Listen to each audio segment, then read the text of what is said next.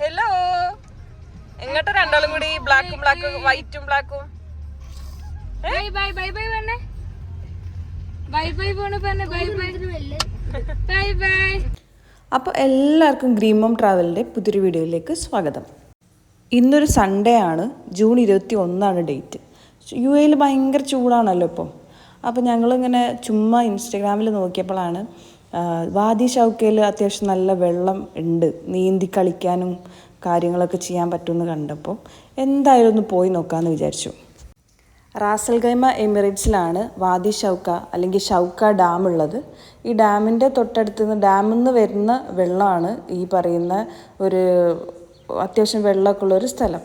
നമുക്ക് നീന്തി കുളിക്കാനൊക്കെ പറ്റും. ആഴം കുറഞ്ഞ സ്ഥലങ്ങളുമുണ്ട്, അത്യാവശ്യം നല്ല രീതിക്ക് ആഴമുള്ള സ്ഥലങ്ങളുമുണ്ട്. അപ്പോൾ നീന്താൻ അറിയാവുന്നവർ മാത്രം വരിക, കാരണം അപകടം ഉണ്ടാവാൻ ചാൻസ് ഉണ്ട്.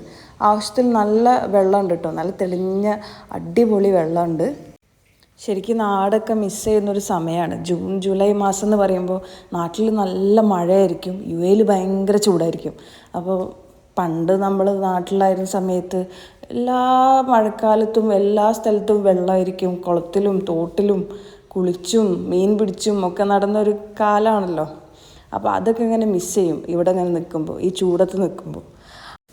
ഞാനിടയ്ക്ക് ഇങ്ങനെ ആലോചിക്കും, ഇപ്പോൾ എൻ്റെ മോനൊക്കെ ഈ പറയുന്ന പോലത്തെ ചൈൽഡ്ഹുഡൊന്നും ഉണ്ടാവാൻ ചാൻസേ ഇല്ല.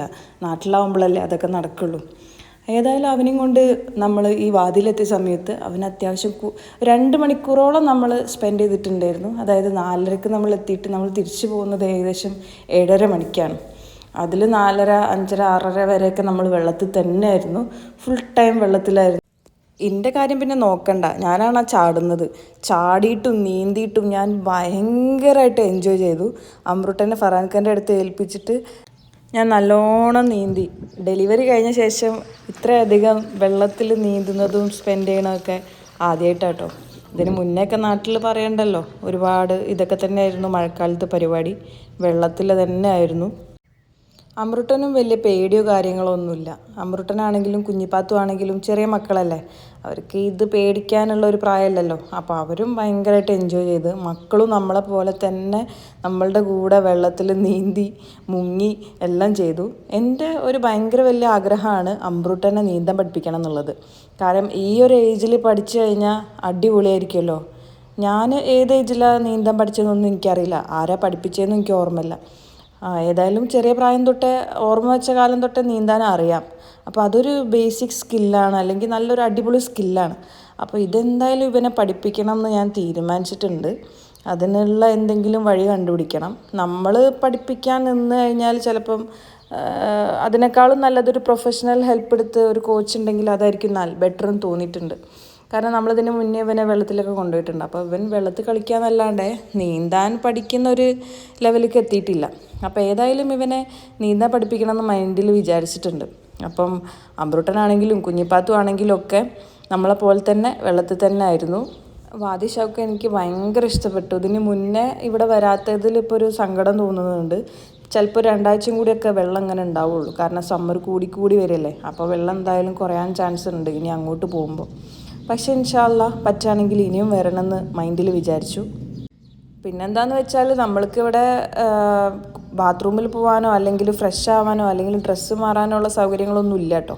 പക്ഷേ ഞങ്ങൾ വെള്ളത്തിൽ നിന്ന് ഇറങ്ങിയ ശേഷം നമുക്ക് ഭയങ്കരമായിട്ട് വിശക്കുമല്ലോ. അപ്പോൾ ഓൾറെഡി നമ്മൾ ഈ പോർട്ടബിളായിട്ടുള്ള സ്റ്റൗവ്, അതേപോലെ എഗ്ഗ്, മാഗി സാധനങ്ങളൊക്കെ ആയിട്ട് പാക്ക് ചെയ്തിട്ട് തന്നെയാണ് വന്നിട്ടുണ്ടായിരുന്നത്.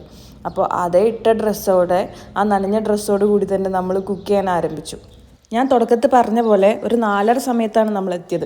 4:30 എത്തിയപ്പം അധികം ആൾക്കാരൊന്നും ഉണ്ടായിരുന്നില്ല, 2-3 പിള്ളേരെ ഉണ്ടായിരുന്നുള്ളൂ.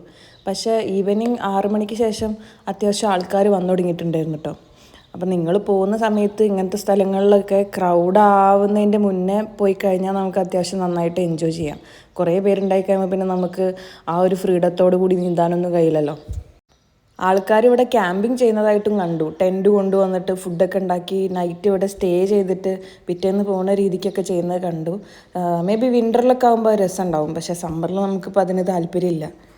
പിന്നെ കുട്ടികളൊക്കെ ആയിട്ട് വരുമ്പോൾ ക്യാമ്പിങ്ങൊക്കെ കുറച്ച് റിസ്ക്കാണ്. അപ്പോൾ അതിനെപ്പറ്റിയൊന്നും നമ്മൾ ചിന്തിച്ചിട്ടില്ല. പക്ഷെ അവിടെ അങ്ങനെ ഒരു ഓപ്ഷൻ ഉണ്ടെന്ന് പറയാം. നിങ്ങൾക്ക് താല്പര്യം ഉണ്ടെങ്കിൽ ക്യാമ്പ് ചെയ്യാനുള്ള ഓപ്ഷൻ അവിടെ ഉണ്ട്.